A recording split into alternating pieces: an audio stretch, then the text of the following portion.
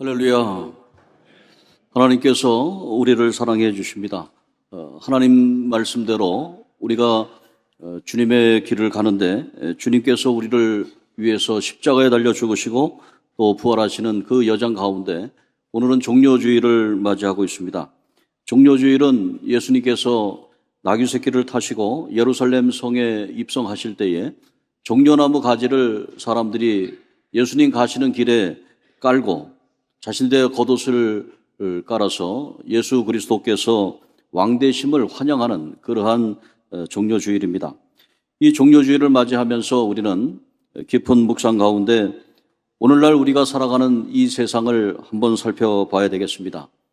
우리가 살아가는 이 세상은 각종 정보의 홍수 속에서 살아가면서 치열한 경쟁, 무한 경쟁 속에서 살아가게 됩니다.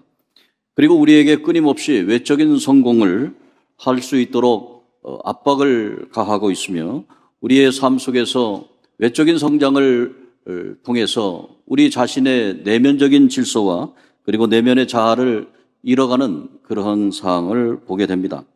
그래서 오늘 우리는 종려주일을 맞이해서 하나님 앞에서 내 삶의 진정한 가치는 어디에 있는가? 나는 무엇을 위해 살아가고 있는가에 대해서 한번 생각해보는 시간을 가졌으면 좋겠습니다. 이것은 마치 예수님께서 로마 군대를 멸하기 위해서 백마를 타시고 오른손에 큰 검을 들고 오시는 장군의 모습이 아니고 예수님께서는 작은 나귀 새끼를 타시고 그리고 겸손하고 희생의 모습으로 예루살렘 성으로 오셨다는 그 말씀이 얼마나 우리에게 위로가 되는 말씀인지 모르겠습니다. 우리가 살아가는 현대 혼란과 갈등 속에서 예수님께서는 이 세상에서 진정한 왕이 되기 위해서는 하나님의 아들 예수 그리스도께서 겸손과 희생으로 작은 나귀 새끼를 타고 섬김을 하시기 위해서 오셨다는 그러한 귀한 메시지를 받아야 한다고 하는 것입니다.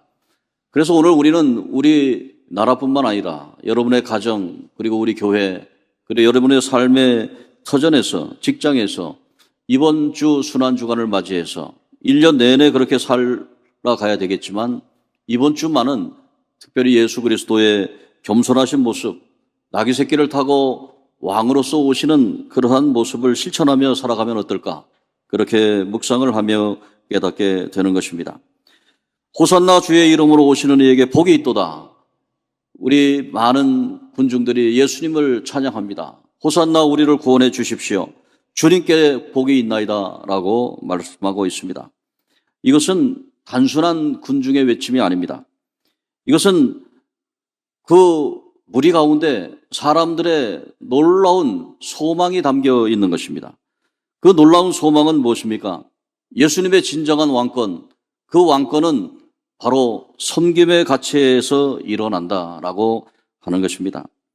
예수님이 들으신 호산나라고 하는 외침은 과거의 권력 체계와는 전혀 다른 사랑과 섬김이 넘치는 새로운 왕국의 도래를 우리에게 예고합니다.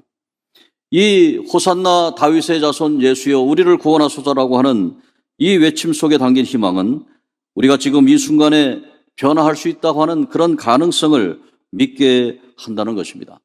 그리고 스스로 왕이 되고자 하는 욕망에 녹눌렸던 진정한 사랑과 겸손의 가치를 일깨워준다고 하는 것입니다. 여러분이 가정생활에서 내가 왕으로서의 지위를 가져야 되겠다. 요즘 젊은 가정들마다 남편과 아내 간의 가사 노동의 문제로 인해서 육아의 문제로 인해서 모든 경제생활의 문제에 의해서 자신들이 주도권을 잡기 위해서 한치도 양보하지 않는 그런 모습들을 볼 때 우리 이번 주 순환주간에 왕으로서 오신 예수 그리스도께서 작은 나귀 새끼를 타고 예루살렘 성으로 올라가시는 그 섬김의 과정을 보면서 우리는 우리 가정에서부터 실천해야 되지 않을까. 내가 먼저 희생하고 내가 먼저 섬기는 그런 모습을 보여야 된다고 생각하는 것입니다. 그리고 우리나라의 정치, 경제, 문화, 사회 그리고 여러분 직장 생활 가운데서도 예수 그리스도께서는 세상의 통념을 깨고 이 땅에 오신 분입니다. 전통적인 왕의 상징, 그 백마를 타고 오는 그러한 장군의 모습이 아니고 이제는 평범한 나귀 중에서도 작은 나귀 새끼를 타고 예루살렘 성으로 고난의 길로 들어가신다고 하는 그 사건은 단순한 우연이 아니고 스가랴에서 나오는 예언의 말씀을 성취하기 위하신 예수 그리스도께서 나귀 새끼를 타고 오셨다고 하는 것입니다.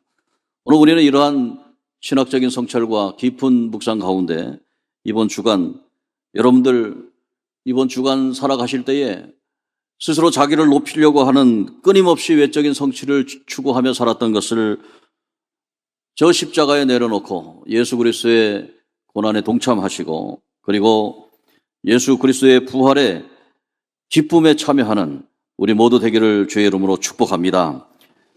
예수님께서 죽으시고 부활하시는 그 사건을 우리가 묵상하면서 저는 오늘 잠언서 30장 7절에서 9절의 말씀을 가지고 죽기 전에 구해야 할 두 가지 일에 대해서 잠시 살펴보고 기도의 제목으로 삼기를 원합니다.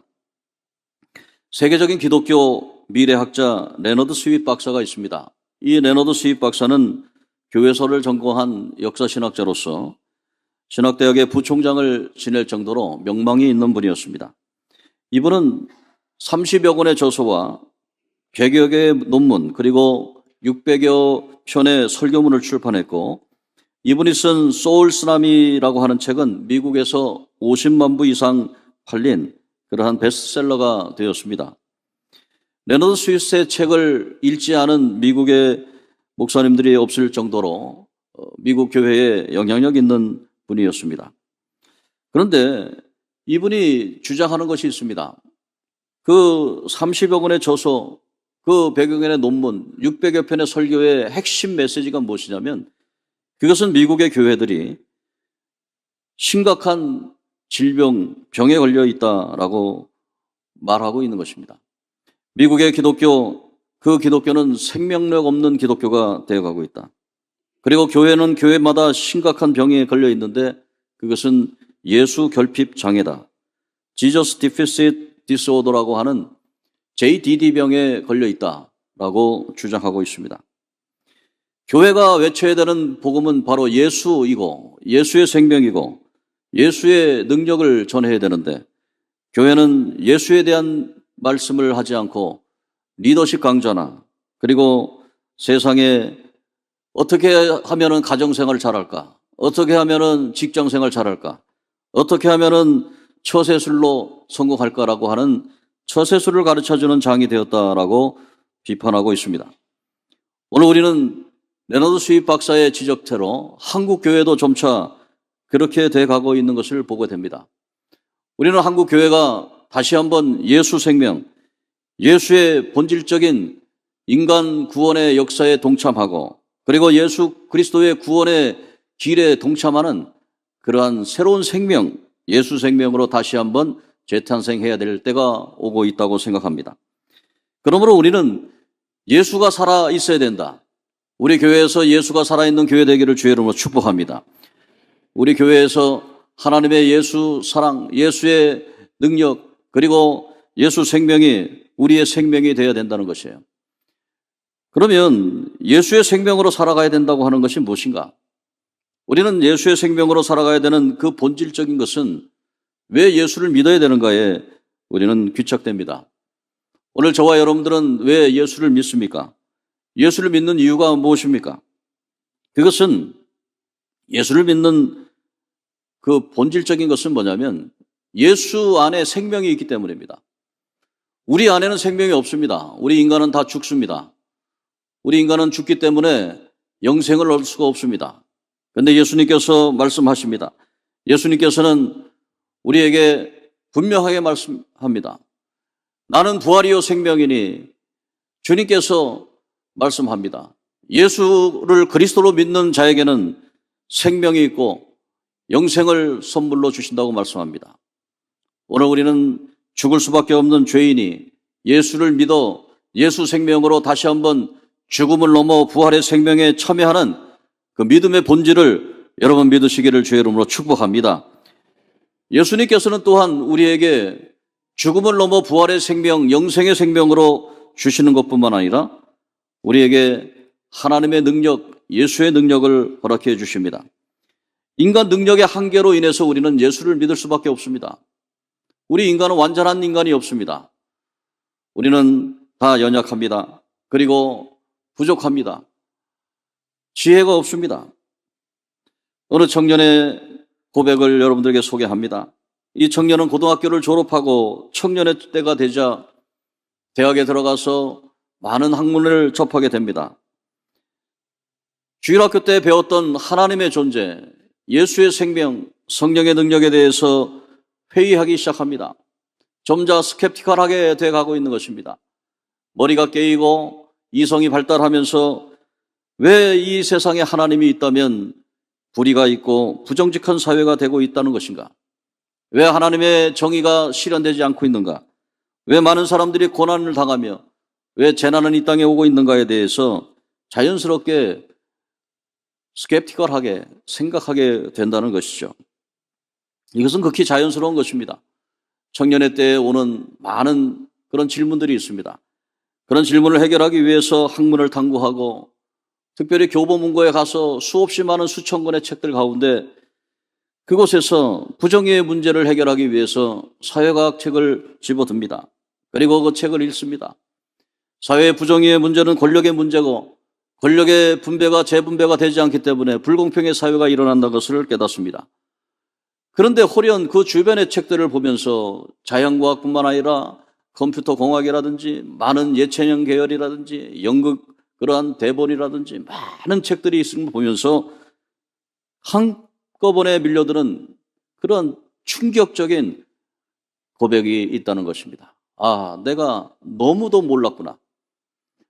내가 이렇게 모르는 그런 상황 속에서 하나님을 믿을 수밖에 없구나. 온 천지 만물을 지으신 하나님, 그 하나님 아들 예수 그리스도, 그분이 나의 주 되시고 그 예수 그리스도의 생명이 나에게 있고 그리고 그 생명이 있는 자에게는 부활의 생명이 있고 살아서 예수님을 믿는 자는 영원히 죽지 아니하는 하나님의 영생의 말씀이 있다고 하는 사실을 다시 한번 깨닫게 된다고 하는 것이죠. 오늘 사랑하는 성도 여러분, 여러분들이 왜 예수를 믿어야 됩니까? 우리는 연약하기 때문입니다. 우리는 죽을 수밖에 없는 존재이기 때문입니다. 우리는 내가 무엇을 하든지 다 될 수 있다고 생각하지만 그러나 우리가 할 수 있는 일은 아무것도 없다고 하는 것입니다. 20대 때는 내가 세상을 바꾸리라 위대한 호연지기의 꿈을 갖고 살아가죠. 30대, 40대는 결혼을 해서 내가 세상을 바꾸려고 하는 꿈이 가정도 제대로 꾸리지 못하는 것으로 위축됩니다. 자식을 낳고 40대, 50대 살다 보면은 자식도 내 마음대로 되지 않는 것을 깨닫습니다. 60대 넘어가서 70대 되면은 이제는 내 자신도 어떻게 할 수 없는 그러한 지경에 빠집니다. 그러면 이제 어떻게 할 것입니까? 우리 인생이라고 하는 것은 바로 우리의 공로로 인해서, 우리의 의로 인해서 우리의 삶이 그렇게 돼가는 것이 아닙니다. 그래서 우리는 예수를 믿어야 됩니다. 오늘 저와 여러분들이 예수를 믿고 이 세상에서 세상의 고통과 어려움, 사건마다 그런 정말 애고니의 상황, 비탄의 상황, 그런 것 빠질 때가 많이 있습니다. 그럴 때 우리는 예수를 믿어야 됩니다. 예수의 생명이 내 생명 되기를 주의 이름으로 축복합니다. 여러분의 예수의 생명이 여러분 안에서 그 생명이 다시 한번 불일 듯 일어나고 부활을 준비하면 좋을 것 같아요. 요한복음 11장 25절에 26절에 예수님이 말씀합니다. 나는 부활이요 생명이니 나를 믿는 자는 죽어도 살겠고 살아서 나를 믿는 자는 영원히 죽지 아니하리라. 영생의 생명이 저와 여러분들에게 풍성한 삶을 주시기를 주의 이름으로 축복합니다. 주님께서 우리에게 이러한 본질적인 것을 주셨어요. 예수님께서 지금 예루살렘 성문을 열고 들어가십니다. 예루살렘 성문을 열고 들어가시면서 종려나무 가지를 깔아놓고 사람들은 호산나 호산나 외치며 우리를 구원해 주십시오. 왕이신 예수님께서는 확실하게 자기의 모습을 통해서 보여주셨잖아요. 작은 나귀 새끼를 타고 들어가셨어요. 이것은 무엇입니까?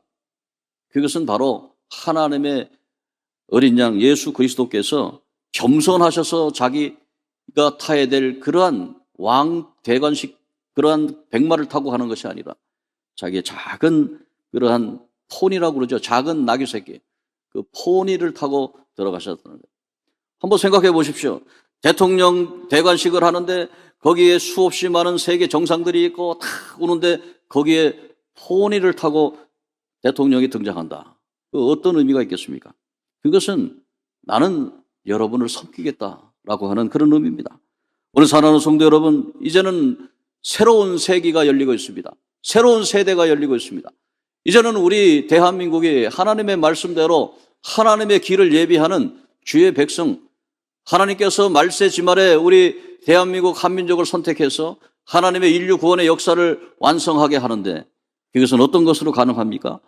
이것은 나귀를 타고 작은 나귀 새끼를 타고 왕권으로 가시는 예수 그리스도, 그분을 통해서 완성된다고 하는 것입니다.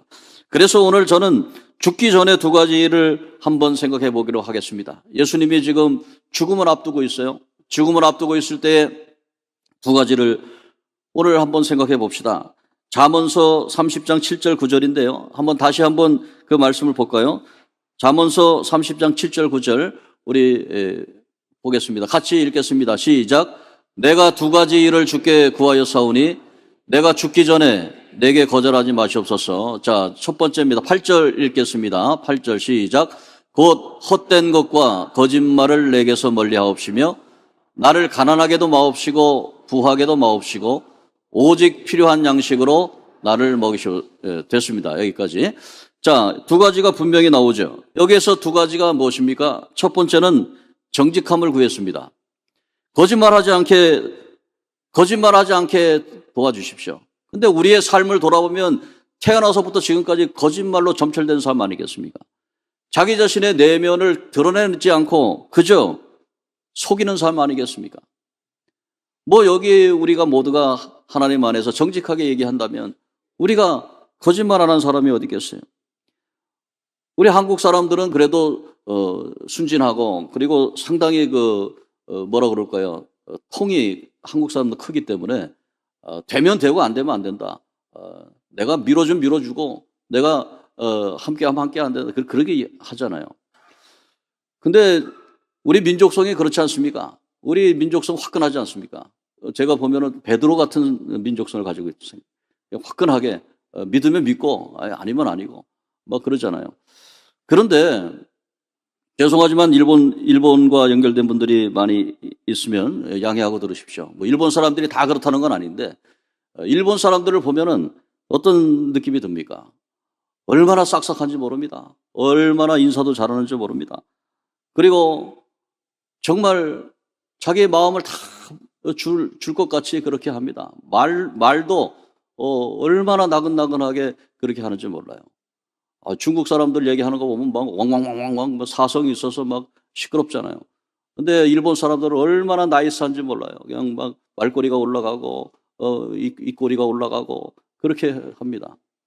근데 저는 그것을 보면서 일본 사람들이 왜 저럴까? 도대체 일본 사람들은 왜 저런 행동을 할까? 일본 사람들은 영적으로 모든 것이 영적으로 지배하게 되는데요. 영적인 지배 절수 안에서 우리의 혼적인 영역과 우리의 육체적인 영역이 지배가 당하는데 일본에는 수없이 많은 약 700만 개 이상의 신이 있습니다. 왜 일본에는 그렇게 많은 신이 있을까? 그 많은 신이 있다는 것이 뭐냐면 일본 사람들의 마음속에 투영된 것을 다 신으로 만듭니다. 위대한 사람이 있으면 그 사람이 신이 됩니다. 뭐 윤사마라고 하기도 하죠. 우리나라에 뭐 배우들 막 나타나죠. 그럼 그 사람이 신이 돼버리는 겁니다. 유명한 가수가 신이 돼버립니다. 탤런트가 신이 돼버립니다. 어떤 정치인들이 신이 다 신입니다. 모두가 다 신이 돼버리는 거예요. 자기의 욕구에 투영된 그것을 신이라고 부르는 거죠.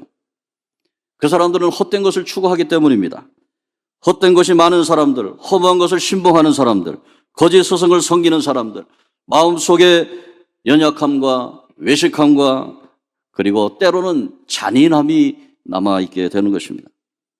일본 사람들 다 그렇다고 하는 것은 아니지만 대체적으로 그들의 마음속에는 헛된 것을 섬기고 있기 때문에 헛된 우상을 섬기고 있기 때문에 속마음과 겉표현이 확실히 다르고 있다고 하는 것입니다.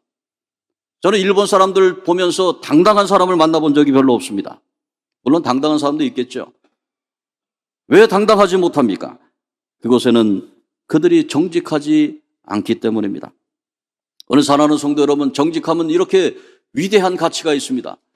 여러분 마음속에 말은 좀 투박하게 해도, 인상은 좀 찌그러져 있어도, 입꼬리는 올라가지 않고 내려가 있어도, 그렇지만 그 마음에 하나님을 믿고 하나님 앞에 강직하고 정직함이 있으면 우리는 이 세상에서 당당하게 살아갈 수 있게 된다고 하는 것입니다. 물질에 치우쳐서 살 수 없습니다. 우리는 인간의 질병에 의해서 육체의 건강에 치우쳐서 살 수 없습니다. 오직 예수 그리스도, 예수 생명이 나에게 있으면 하나님의 능력으로 살아가게 된다고 하는 것입니다. 이것이 복음의 본질인 것입니다. 아브라함 링컨은 몹시 가난한 집에 태어났습니다. 이 아브라함의 링컨의 생가에 가보면 켄터키 주가 있는데, 이 켄터키 주는 우리나라의 충청북도와 같은 곳입니다. 왜 충청북도와 같은 곳이냐면 그 사면에 통로가 없어요. 물이 없어요. 물이. 다시 말해서 물과 강이 없습니다. 물과 강이 없다고 하는 것은 교류가 되지 않는다는 것입니다. 교류가 되지 않으면 그 안에서 결혼이 이루어지고, 그 결혼에 이루어지면은 외부의 그러한 사람과 결혼이 맺어지지 않기 때문에 상당히 문제가 많은 그런, 그래서 근친 간의 결혼도 되고요. 뭐 형제 자매 간의 결혼도 되고요. 그러다 보면은 이 유전자상으로 열세하게 돼서 가면은 이렇게 등이 굽은 그런 사람도 많고, 저 미국에는 그런 곳이 켄터키라고 하는 것입니다. 이 켄터키라고 하는 곳은 주변에 강이 없어요. 강이 없어가지고 외부와 단절된 삶을 삽니다. 그래서 그 안에서 굉장히 어려운 삶을 사는 분들이 많이 있습니다. 근데 그 켄터키 옛집이라고 하는 링컨의 생각에 가보면, 켄터키의 수도인 루이빌에서 약 차로 2시간 정도 깊은 산골짜기로 들어가면 거기에 큰 석조 건물이 있습니다. 우리가 알고 있기로는 링컨 대통령이 의자에 앉아서, 큰 의자에 앉아있는 그 모습을 워싱턴에 가면은 워싱턴 기념관에서 볼 수 있습니다. 근데 그런 기념관이 아닙니다. 링컨 대통령의 생각에 가면은 큰 석조 건물 안에 계단을 따라서 올라가면, 문을 열고 들어가면 무엇이 있겠습니까? 큰 링컨 대통령의 그 초상화가 있겠습니까? 그렇지 않습니다. 그 안에는 어두컴컴한 곳에 흙으로 만든 흙집이 하나가 있습니다. 그게 바로 링컨이 태어난 곳이고, 그것이 링컨이 자랐던 곳입니다. 링컨은 호롱불 하나 없는 집에서, 흙집에서 태어났습니다. 몹시도 가난한 집에 태어났습니다. 그러나 그는 교육을 받지 못했어도 어머니가 가져다 준 성경 말씀을 읽고 자랐습니다. 그리고 이 성경 말씀을 읽고 자란 이 링컨은 도시로 가서 일리노이주 어느 상점에서 일을 했습니다. 그리고 열심히 일을 하고 정직하게 일을 했습니다. 어느 날 저녁에 장부를 펴놓고 결산을 했는데 어느 부인에게서 3센트를 더 받은 사실을 확인했습니다. 그때 그는 어떻게 했겠습니까? 당장 그 부인을 찾아 나섰습니다. 그리고 그 부인에게 가서 3센트를 더 받은 사실을 확인을 하고 그리고 돌려주었습니다. 링컨이 한때는 이 마시는 차를 팔 때 실수를 했습니다. 정확한 정량을 달아주지 않았는데 적정량보다 적게 준 것입니다. 링컨은 20리도 넘는 길을 걸어가서 그것에 대해서 적정량을 다시 주었습니다. 그리고 용서를 구했습니다. 그때에 사람들은 그때 얘기합니다. 언젠가는 당신의 그 고귀한 마음이 인정받을 날이 올 것입니다. 오늘 사랑하는 성도 여러분, 하나님은 살아계십니다. 하나님께서는 정직한 자를 찾으십니다. 정직한 사람을 복주십니다. 하나님의 공의로움이 이 링컨을 통해서 미국을 변화하기 시작했습니다. 오늘 사랑하는 성도 여러분, 우리는 이 정직함에 대해서 사실 우리가 죽기 전에는 구해야 되지 않을까? 뭐 이제껏 세상 살기 힘들고 세상에 온통 도둑놈뿐이라 그 세상에서 살아가기 위해서 작은 도둑질을 했지만, 그러나 이제는 죽기 전이라면, 내가 지금 십자가에 달려서 이제 인간의 모든 것을 마치고 죽기 전이라면, 그러면 이제는 정직함을 구해야 되지 않을까? 이 조개 안에를 보면은요, 조개 속에 이 진주를 만드는 과정에서 보면 이 조개는 모래알의 고통을 이기기 위해서 낙하라는 분비물을 만들어서 모래알을 감싼다고 합니다. 이 낙하라고 하는 분비물이 수년에 걸쳐서 나오기 때문에 그것이 진주가 된다고 하는 것이죠. 이 수개월에서 수년이 지난 다음에 만들어진 진주의 가치, 그것은 어떤 의미가 있습니까? 조개가 모래알이 주는 고통이 싫어서 모래알을 거부하고 그런 삶을 살지 않고 그것을 낙하라고 하는 분비물로 그것을 고통을 덮고 그리고 그것을 삶고 감싸 안고 고통을 감내하며 살아갈 때에 찬란한 진주가 나오는 거 아니겠습니까? 그런데 문제는 무엇이냐면 모래알이 들어왔을 때 낙하라고 하는 물질을 배부할 수 없는 그러한 진주는 그러한 조개는 곧 자기의 몸이 썩어져 들어간다고 하는 것입니다. 결국 조개도 자기 자신이 썩어져 죽게 된다고 하는 것이죠. 그 진주의 태도에, 그 조개의 태도에 따라서 우리는 보석이 될 수도 있고 냄새나는 조개 같은 삶이 될 수도 있다고 하는 그런 교훈을 줍니다.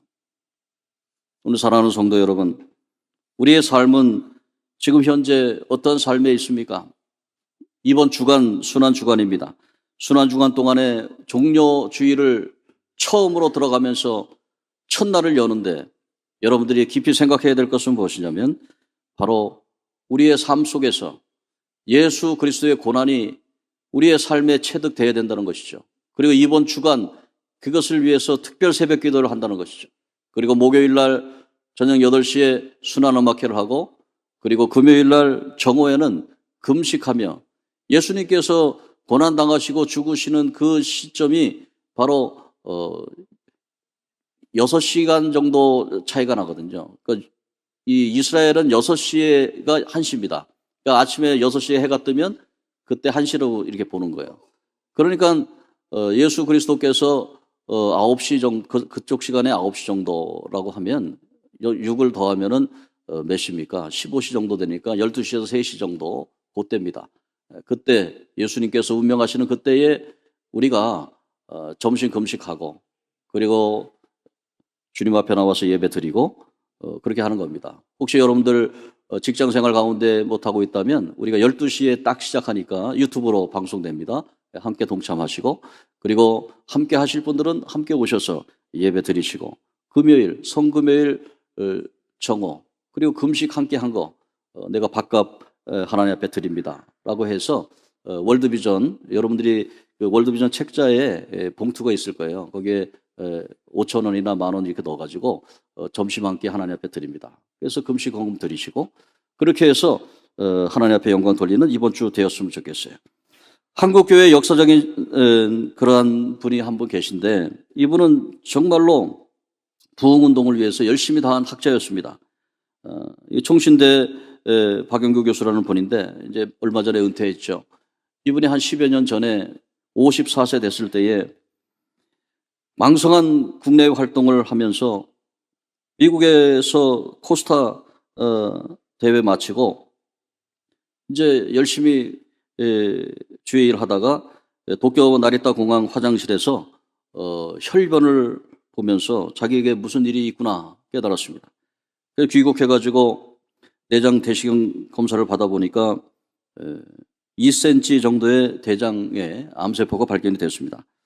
그리고 의사는 더 절망적인 얘기를 했죠. 폐에도 1.7cm 암세포가 보입니다. 대장암과 폐암 이것이 동시에 발견이 됐습니다. 그것도 54세, 50대 중반에 왕성한 활동을 해야 되는 이 박 교수에게는 정말 충격이 되었습니다. 아무 말도 할 수 없었습니다. 인생이 모두 끝난 것 같은 생각이 들었지요. 그래서 그는 죽음 앞에서 하나님 앞에 기도를 합니다. 과연 내가 하나님 앞에 바르게 살았는가? 앞으로 주님께서 기회를 더 주시면 하나님이 주신 귀한 예수 생명에 대해서 전하고 살겠습니다. 그렇게 기도를 했죠.